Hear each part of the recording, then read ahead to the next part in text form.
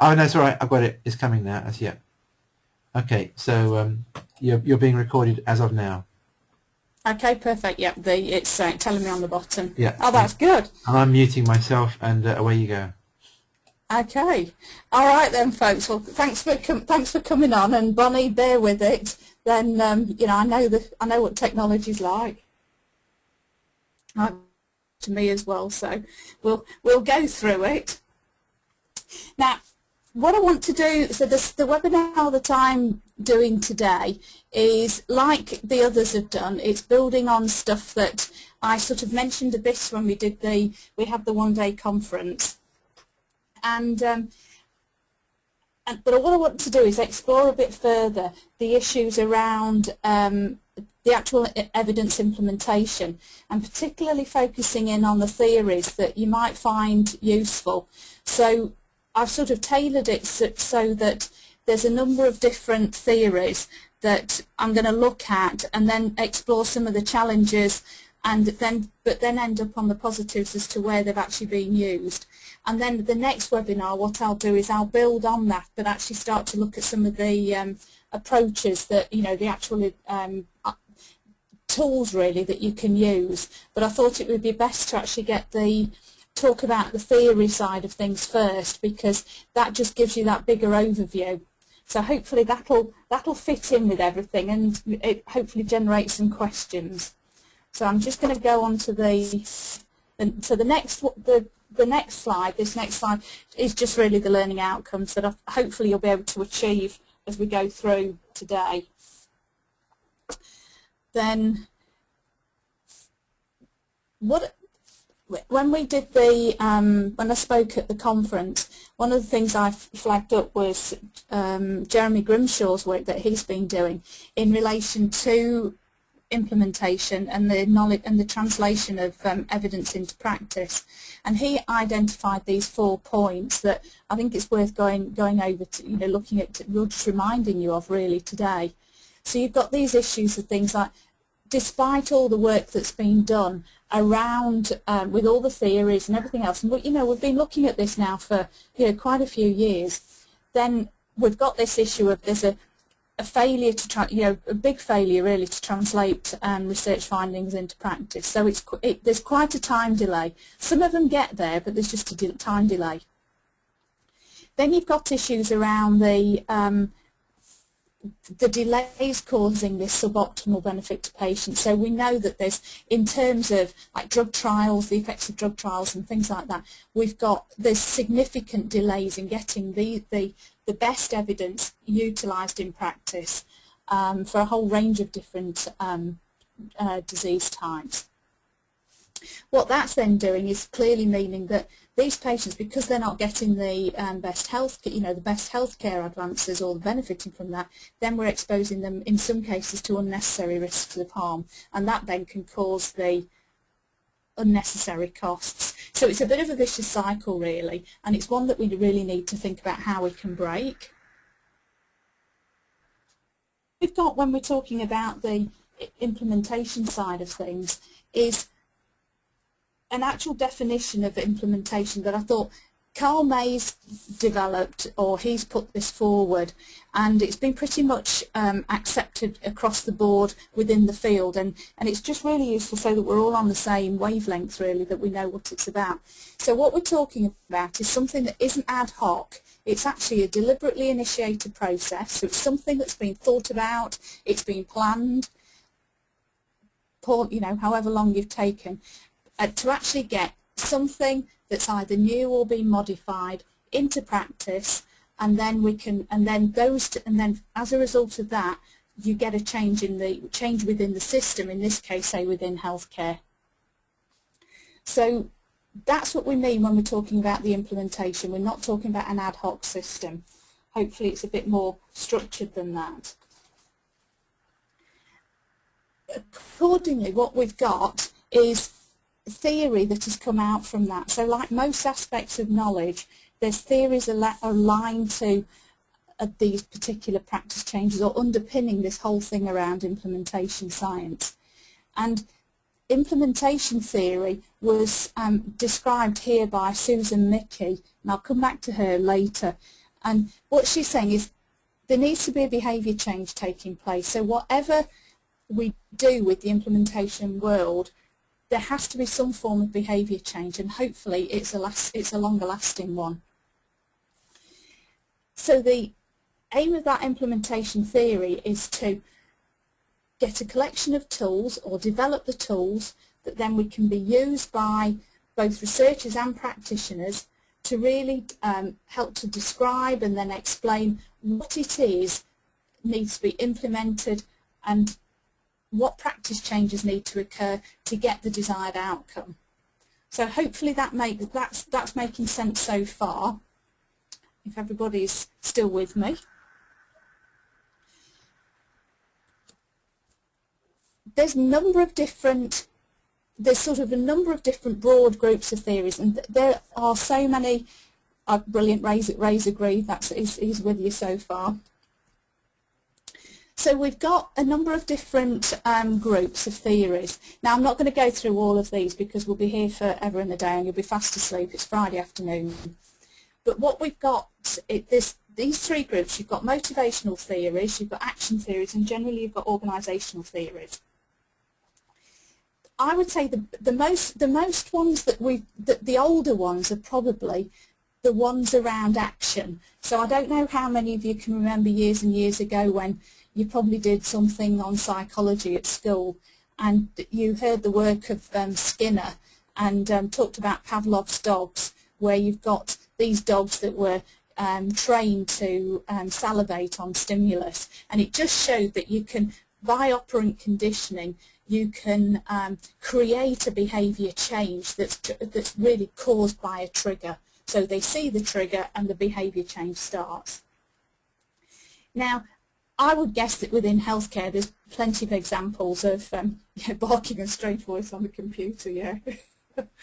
So in healthcare, I think that there's a whole range of different things where we've been, as nurses or as health professionals, we've been operantly conditioned. So it's like, say with the, a crash call goes, somebody pulls the emergency button, you go into a particular, you hear the trigger, you know exactly what you need to do, and you go into that. So there's been a conditioning that's taken place. It's certainly one way of getting behaviour change occurring, but in the main, you don't actually want to, you don't necessarily want to trigger that. You don't want this almost automatic behaviour starting. You want to be able to ensure that there's a bit more learning and a bit more thought and tailoring maybe that's gone on board. So the motivational theories were probably the next group of where there's been an awful lot of work. And so you've got this thing that called the, where you've got the theory of planned behaviour. So that's by Abson.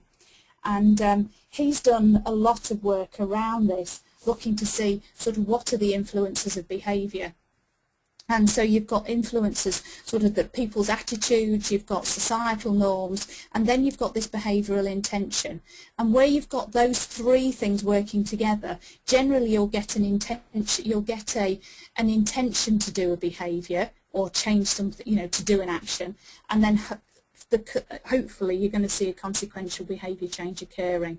Most of the work doesn't actually go on to look at does that behaviour change occur. It's usually that intended behaviour, whether you say you're going to do something.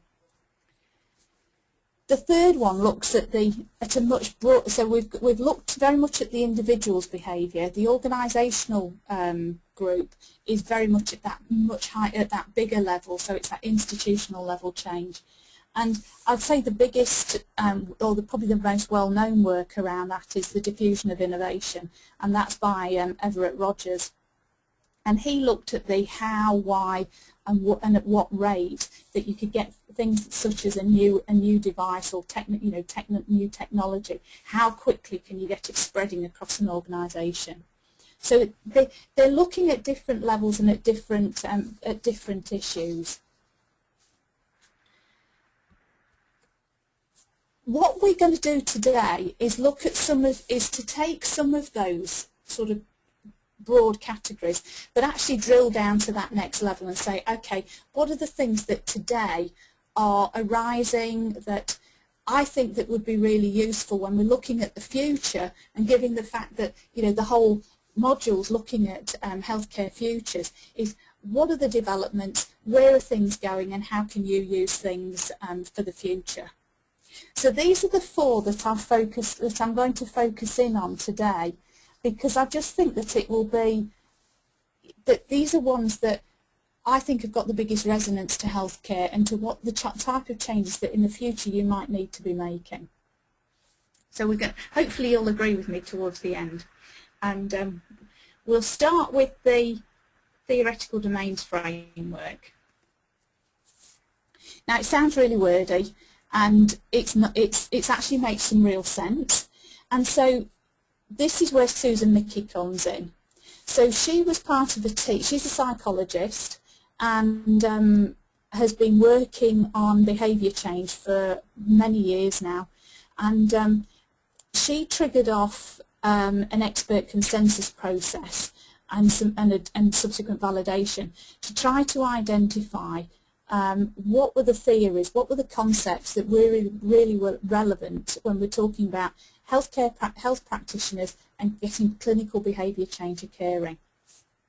And what came out of this expert consensus discussions were a set of 12 domains that really focused in on the key things that need to be addressed if we're going to get practitioner behaviour, clinical behaviour and general behaviour change occurring.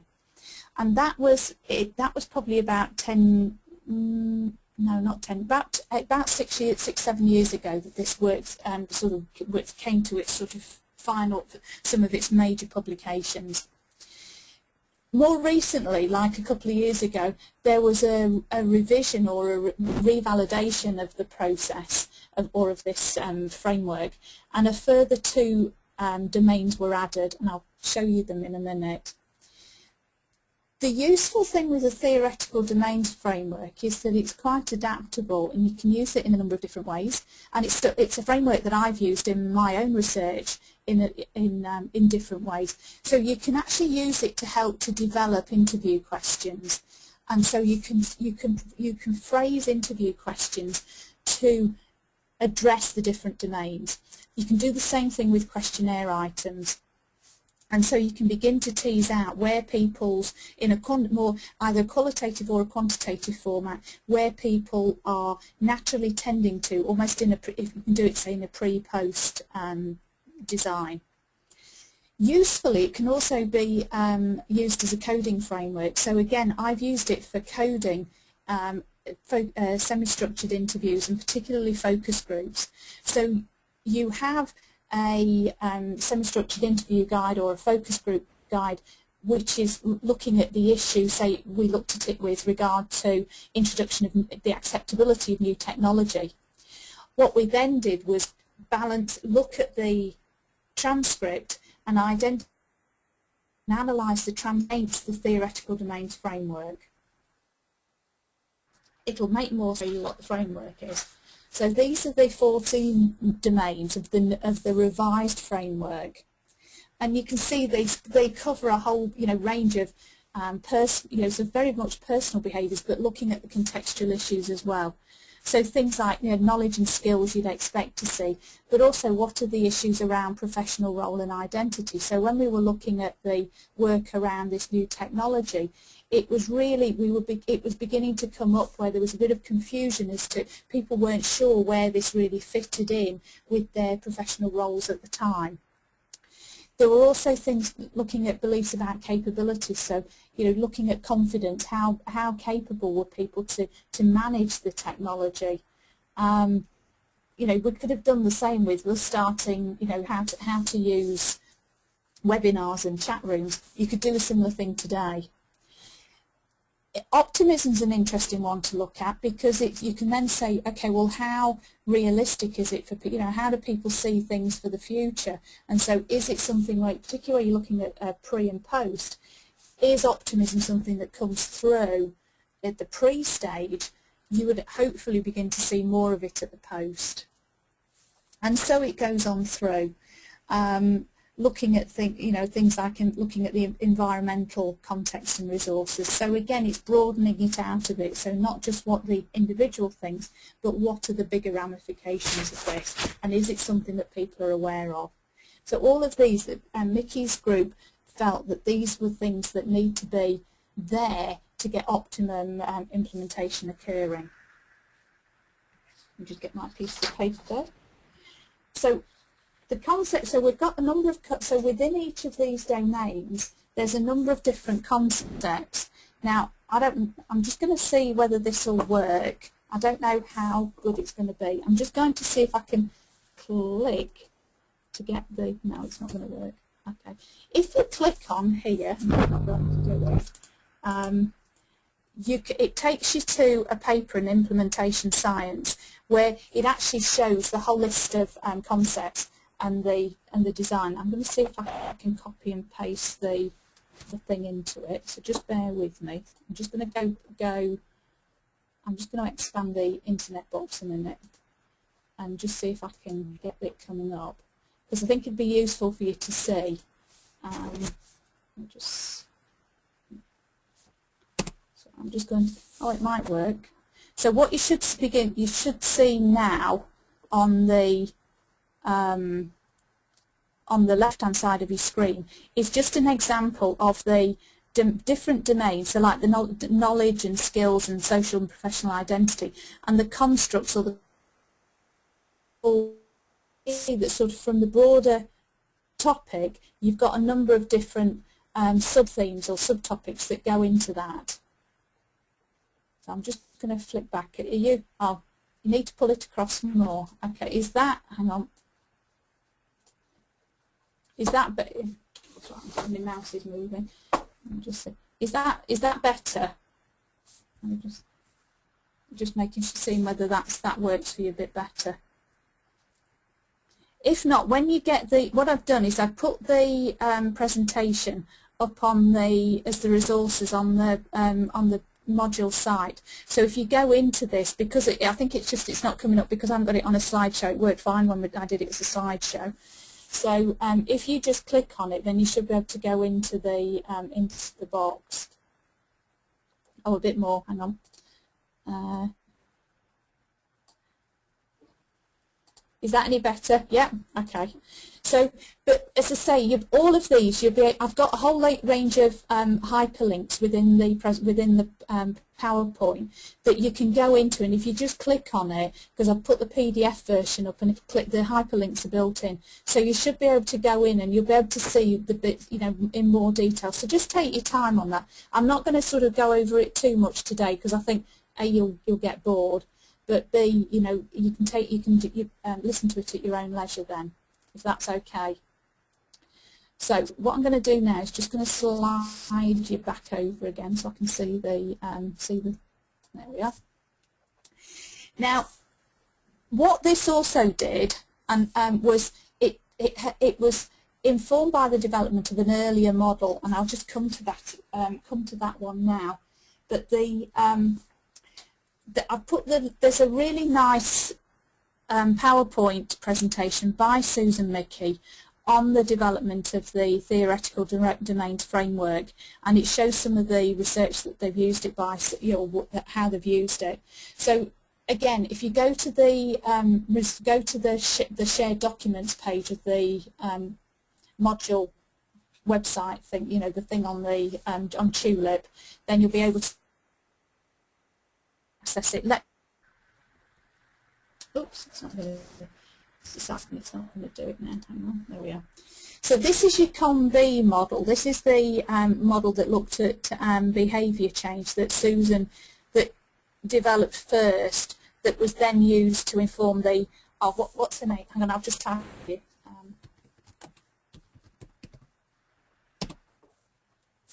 Yeah, I've typed it up for you, so hopefully you've got that. So yes, as I say, she's a psychologist. I think she's in, she could be Aberdeen or York or somewhere like that. I'll try and find out for you. She's one of the editors on implementation science, and she's a really that I work with on the journal, and she's really good. The stuff she comes up with is really, really good. So with this COM-B model, oh yeah, you're probably right, Ray. I think yes, she's at UCL now. So yeah, you're right. So COM-B is worthwhile just having a look at because it does make some sense, but because it helps you just to understand how people behave and how the issues around capability, people's capability, people's the opportunity then interplay with motivation, and how each of those then can interact to cause, to create behaviour. So that's in a very, very quick fashion is the theoretical domains framework. It is very psychologically based, but it is very easy to use. There's been a lot of information published around this, and I've got another link further on down the line that will take you to a series of articles in implementation sites that have been published, and again this provides some really useful guides as to how to use this theory. But I've used it on a number of occasions and I really like it. Oh, stupid. That's right, this thing's not working properly now. So the next model that we've got is the Paris model, and it's not a typo, it is called Paris. And it's the promoting action on research implementation in health services.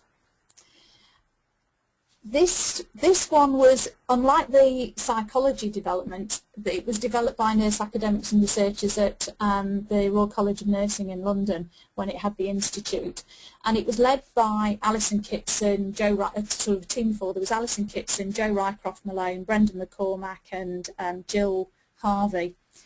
They tried to develop a model it was in the 1990s actually, where they were beginning to say, okay, well, how do we get this evidence that's related to nursing into practice? And so from a very much nursing point of view at this point, they identified that there were these three main areas of activity that were needed to get implementation occurring. And these were then assessed, and they were assessed as being on a continuum between weak and strong. So you've got the issues around evidence, you've got the issues around context, and we need to look at facilitation as well.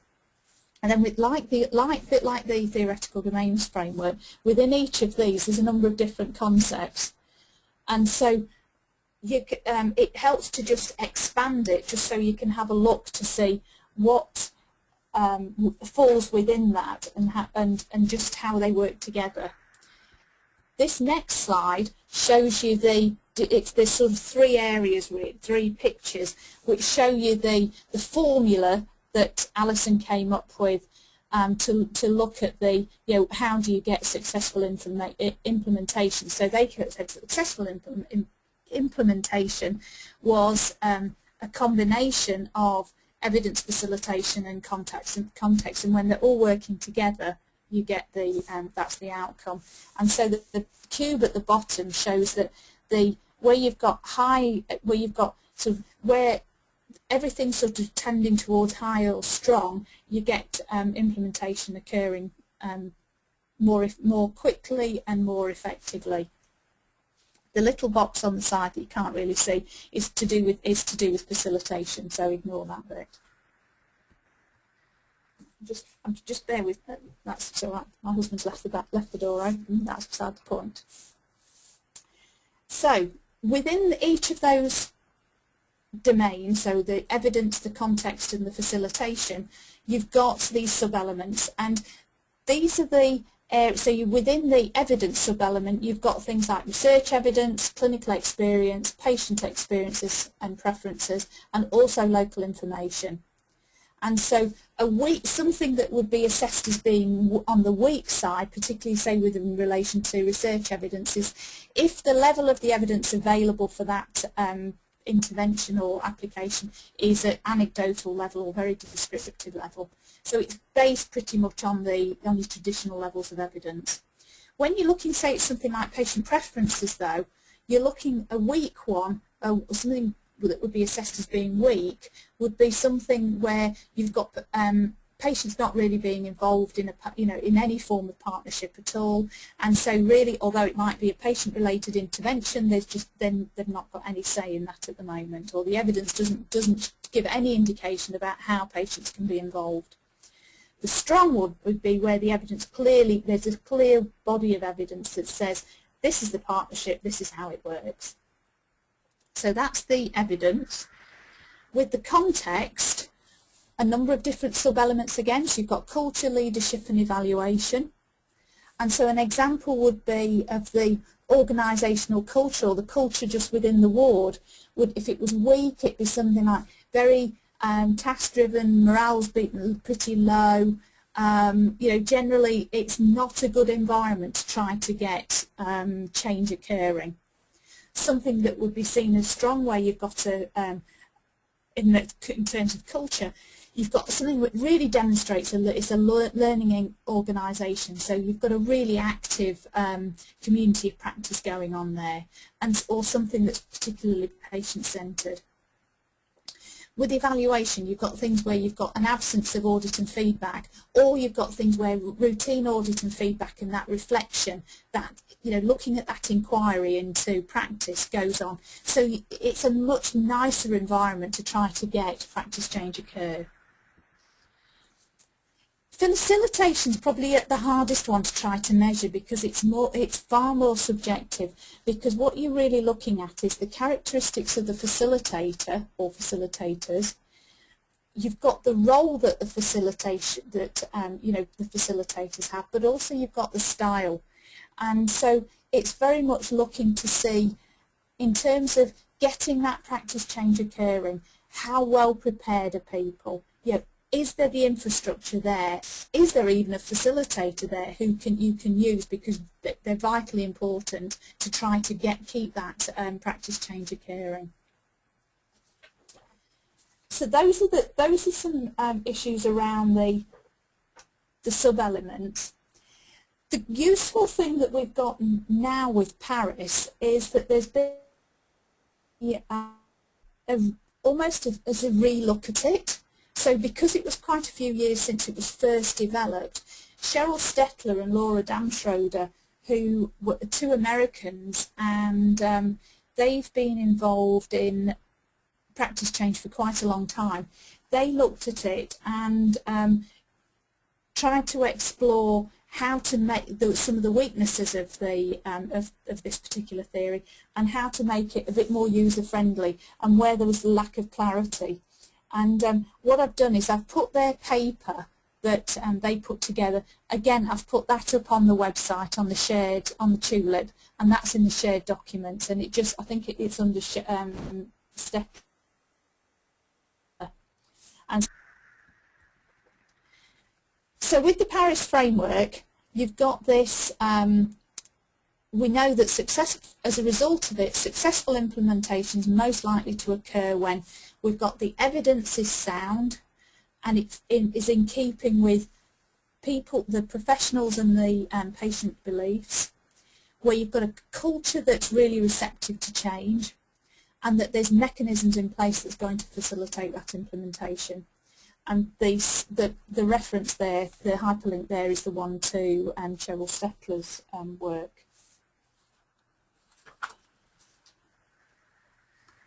Okay, so we've had very much a behavioural one. We've had more of a nursing focus, but more of a sort of bit more of a local organisational change model. The third one I want to briefly have a look at is knowledge to action framework. It's maybe one that you're probably a bit more familiar with. I don't know. It's the early to mid 2000s when it was really started to come out, and it was developed in Canada by Ian Graham and his colleagues at the Canadian Institutes for Health Research. Ian was the vice president of the CIHR, but has got a sociology background, and he's a really interesting bloke to talk to, and is really grounded. He's got his head very much fixed and is very aware of the changes that the issues around trying to get practice change occurring. And it was the result of that that they wanted to come up with a framework that was really useful to clinicians and clinicians, but also for researchers to get activity occurring. And this one focuses in on two main areas of activity. You've got knowledge tailoring, but then you've got the evidence implementation. So they're two interlinked processes. The thing to note as well is the dynamic process. So it is not a linear. It's not a linear model at all. There's a PowerPoint that I've put up again on the site by Jacqueline Tetreault that explains this further. And basically the KTA framework rose from it was a concept analysis of 31 planned action theories to try to provide guidance to those wanting to really know more about how to do knowledge translation. It follows a systems perspective, so we've had a psychological perspective, an organisational perspective, but really sort of now a broader systems perspective. And it falls within the paradigm of social construction, which basically requires or emphasises the fact that you need social interaction and you need adaptation to take place, and that adaptation is vital because it needs to take into account the local context and culture. So the knowledge to action framework provides this cyclic. You've got in the middle, you've got this inverted triangle, and that's to do with knowledge. That's where the knowledge creation and the knowledge, hang on, I've lost it now, whatever it is, the bit going down, I can't read it, where that that helps to generate the technologies and the toolkit. So you've got the inquiry, you've got the synthesis, and a product at the end of it, so almost like a toolkit at the end of it. Round the outside, you've got the action cycle. So you've got the very much the application of that knowledge taking place, and they're not. It doesn't sort of go round in a linear way. So the circle in the middle can whiz round, or can be tilted round. So at any time within that cycle, you can have this knowledge. It can generate knowledge creation and the integration. And so you might want to say, okay, we're going through this process of adaptation. Well, the adaptation might reveal that something else needs to be done, so you go back into the knowledge creation phase. So it is very much of a dynamic process. Yeah, did say social constructivism. I'm just looking to see my, yes, it's social constructivism with looking at social interaction and adaptation. So that's the framework, and it's worth having, as I say, it's worth having a look at Jacqueline's PowerPoint. Oh, it's not clicking down. So the KT, that's done in a number of, so you've got that inverted triangle where you've got the knowledge creation bit, and so often you've got things like looking at the primary, looking at what the knowledge is from the primary studies. Then the synthesis of those primary studies. So this is where the systematic reviews or meta-analyses or meta-syntheses come in to try to pull that information together. Once you've got that information pulled together, you can start to get the generation of things like clinical practice guidelines, looking at decision aids, or you might want look at care pathways, but they're all informed by the evidence. So at the bottom of that triangle, you get spat out this. You've got this pot of. You've got these tools that you can use. You've then got 7 phases of the action cycle to go which is the outside cycle. The outer circle, and you've got things like the, well, what's the gap? Locally, what's that knowledge to action gap?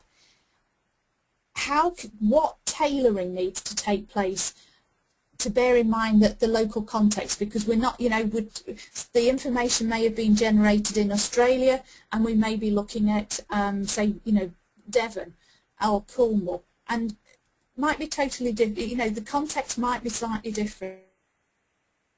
care. Then you need to look at, okay, what are the barriers that are there? What are the facilitators to that knowledge use? So what's going to encourage the uptake? What's going to be there to prevent it occurring? And then looking at the actual interventions that you're likely to use. And we'll come back to this at the next seminar, because that's what I'm going to focus in on there. You then need to monitor the knowledge use, you need to evaluate the outcomes, and then look to see, are we getting this sustainable knowledge use occurring? And so all the time the inner circles moving around to see, is there more work that needs to be done? So it's a really nice, it can provide a really nice program of work, but it's good to, you know, it works really, really well. So that's knowledge to action in a very brief, concise, you know, format. And I'm whizzing through them, so I'm hoping that, you know, you're sticking with me. This next one, the normalization process theory, I'm not going to focus in too much on that. So it's normalization process theory. That's what it stands for. What the MPT stands for. This one is probably less evident in the local literature, so the more smaller scale implementation changes that are taking place, and it's probably more appropriate to the, it's probably been more used in the bigger changes, the organisational change.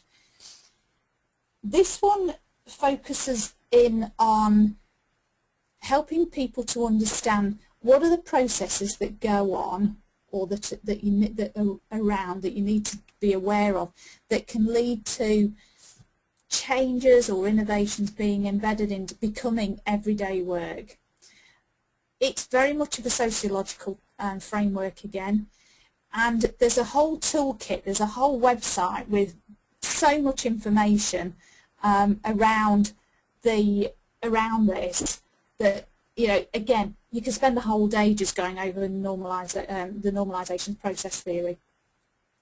I would suggest you go to have a look at the link, because the link gives you the history, but it also gives you the toolkit and helps to explain how the toolkit works to make it so that it's useful to you.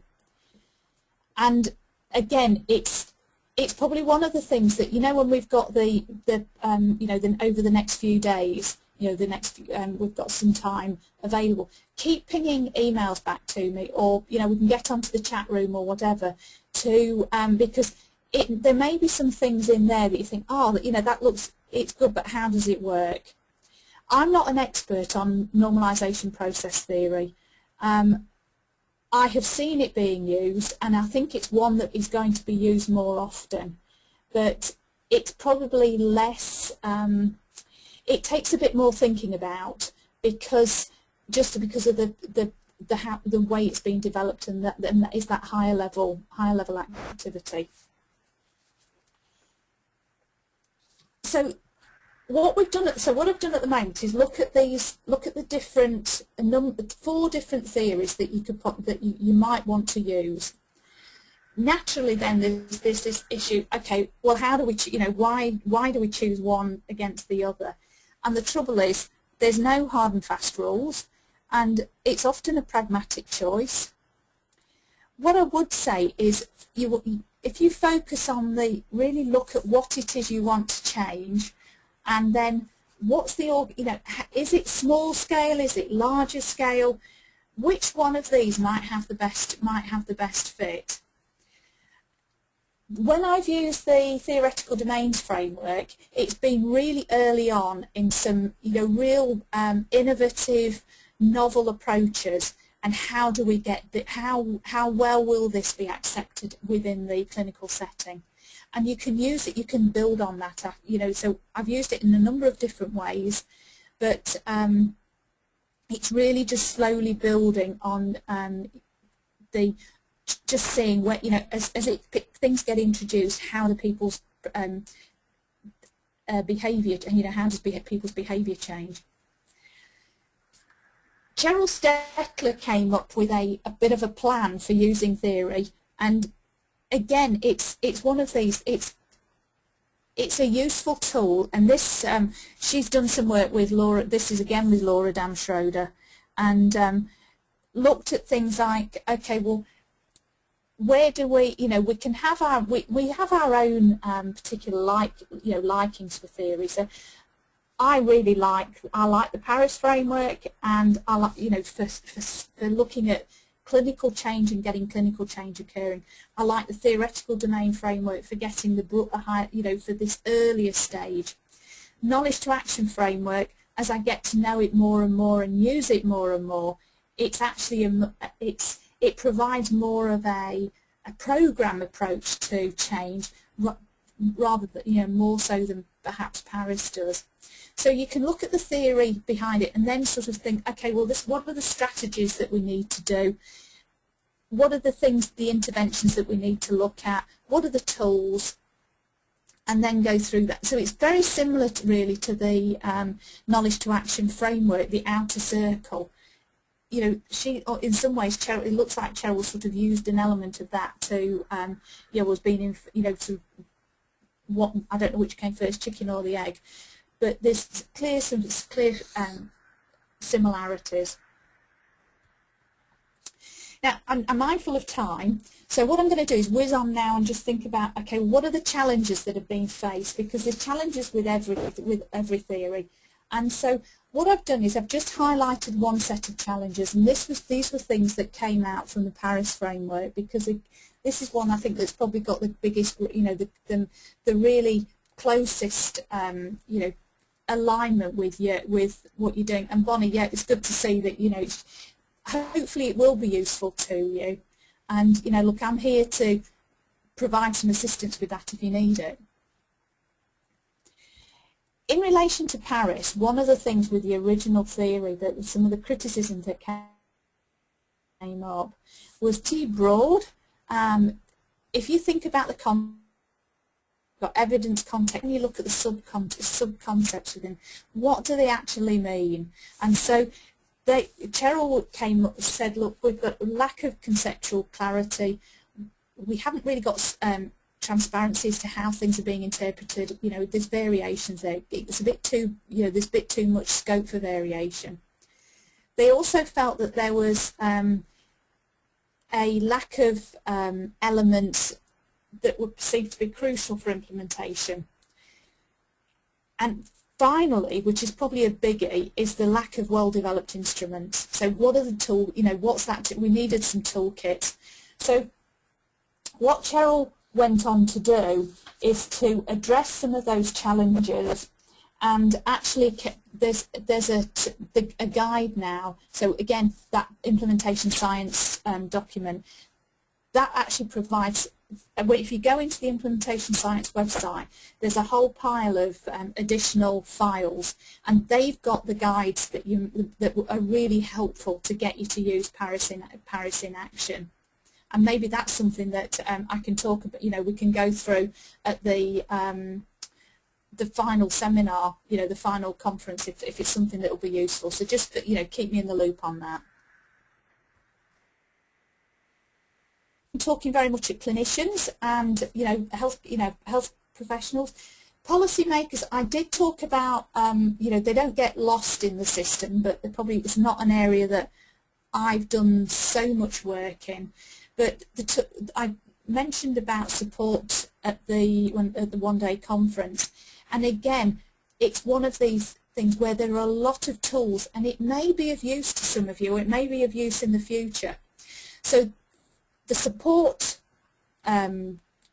collaboration have developed tools that address these key areas. So looking at how do you get evidence-informed policy making. What are the research? What do we need to make sure that we've got that evidence in place? So clarifying the problems, looking at the options, and planning implementation. Where's the evidence coming from? So how does this inform systematic reviews in relation to policy? And then how do we shift from just having the research evidence to actually getting it into an informing policy? So again, there's a couple of links there. Have a look at them if it's relevant to you. If not, it might be something that's there in the future. it's entirely up to you. So these are just some pictures. This is just some at the table, that a picture of the diagram that the support organisation put together. Now, what I thought I'd do, whoops, I've gone too far, is to end up on some positive notes, again to give you some useful information on how they've been applied, how these theories have been applied. Starting off with the theoretical domain framework, this is a implementation science, so they did a special volume, and I think there's about 6 or 8 papers, a collection of papers, where they've used the theoretical domains framework to explore and implement evidence and get changes occurring. So one of the papers, for example, looks at the factors needed to influence the 4 key evidence-based recommendations for managing mild traumatic brain injury. And again, Bonnie, it might be useful. This sort of thing might be useful for you. This was a qualitative study that really looked at using focus groups, and then using the theoretical domains framework in the way probably that I used it in clinical practice to map against the findings of the focus groups, to see where the gaps are and because then you can target interventions. And this is where a real strength of this lies, because you can really get by mapping it, you can see where the things are that get talked about a lot, but also what doesn't get talked about, and that's generally the areas that you've got to go in and do some more work. So it's a really useful one to look at. Now with Paris, it's been progressively more used. 2 studies that are well worth having a look at, or just webpage. Jo Rycroft-Malone is now at Bangor University, and she's got a whole implementation research group going there. And at the moment they're using Paris to explore improvement opportunities with North Wales Police, to see, particularly around antisocial behaviour, try and find effective solutions to antisocial behaviour. And that's really revolutionary, because I don't know of any of the police forces really that are actually looking at an evidence-based approach to things. So this is one where I think we've got some real potential, and that transferability, and it's going to really test the scope of this framework, because it's been primarily looking at healthcare. And can it be, and clearly they're looking to see, can it be translated elsewhere outside. The other one that's ongoing is the fire study, and this was funded by the European Union Framework 7 funding, and this is looking at implementation in looking at continence activities. And Ray, if you're still online, I think this was the one that I sent through. Yes, it was, that I sent through to you today. So the fire study is really focusing in on the facilitation side of things and what's needed to get facilitation occurring. So again, have a look at it, and it's just useful to get a feel from the PowerPoint. This was presented at the RCN conference last year, so it's an ongoing project. It started, I think, in 2011 or 2012. So it's data's coming out, and it's still got a bit to go. Now the knowledge to action framework, it's been there's a lot of projects. It's been well used in Canada, and there's been lots and lots of submissions under from the Canadian Institutes for Health Research looking at this particular framework. One that's been taken up fairly recently in 2010, the World Health Organization they're sponsoring the project, and they're using KTA to look at sexual and reproductive health in Africa and South Asia. And so it's showing that it's not just a local thing, but it can be you can apply it on a much bigger scale.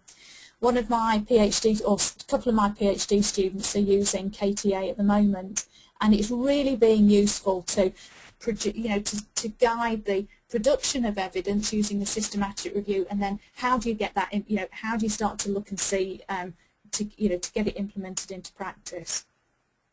So one of the girls is looking at severe traumatic brain injury and looking at developing evidence bundle to use in southern Thailand in the emergency department, because they've just got there's just very, very little evidence that's applicable to that particular setting. So they're using KTA to see what tailoring's needed to get Western bundles, Western evidence used in a very, very different clinical setting. And if anybody's interested, I've got some amazing pictures of the not very high-tech emergency department. The normalization process theory. Now this is interesting, because this is a project that I first came across in about 2010 when I was this came up as a European Framework 7 application, and I was an expert evaluator on the bid, on the call. So I was one of the experts reviewing this and and agreed that it needed funding. So it's good to see how it's developing. And it was probably my first exposure really to the normalization process theory. This one's looking at the issues around medical and psychosocial primary care for migrants. So really highly pertinent and really going to be provide some extremely useful information. And they're looking at it across in a number of settings, both in the developed and the the new European countries, as well as the existing European, the older European countries. So looking at that transferability really, really nicely. So I'm going to finish up just to flag you with some of the developments that are occurring. So we've got the definition of implementation research there by Eccles and Mittman. So that's pretty much setting the scene. But what we're seeing now is it being shifted into much broader. The Eccles and Mittman definition was very much around healthcare. What we're beginning to see now is that there needs to be, these approaches need to be applied to a much broader setting, and so it may be something that we start to look at with the sustainability themes, with looking at the issues around social care and age, with the older person. Be interesting to see even with Heather's work where it fits in, and also with the improvements, looking at the development technological improvements that are changing. So there's a lot of movement in that particular sphere. And the other one that I wanted to flag up is the issue that I mentioned at the one-day workshop is around knowledge mobilisation, and the work that's being done at St Andrews and elsewhere, because although we have the knowledge translation, the recognition now is it needs to be broader. It needs to look at not just the pushing of information, but the pulling and how we get that knowledge exchange taking place. And we've just had a success in the Southwest, and hopefully that will get made public very, very soon, but you can have it hot off the press. And one of the Penn Clark researchers, Ian Lang, he's just been awarded a knowledge mobilisation fellowship, and that's for, I think it's 3 years. And he's looking at, going to be looking at the issues around the needs of carers and in terms of dementia, and how do we bring the evidence that's out there, how do we mobilise it and get it so that we minimise some of the inconsistencies in care. So that's me done. Hopefully it's given you a lot of things to think about and food for thought, and have a look at those the resources that I put up on the website, and just see really how how things hopefully they'll make sense. If we don't, we need to get an Erasmus PhD nurses to talk. Yeah, we do actually. It will be really interesting to see what how we can start to broaden things. I would love to see a start. I think we need. There's so much opportunity in relation to getting implementation from. Oh yeah, are they the Spanish nurses?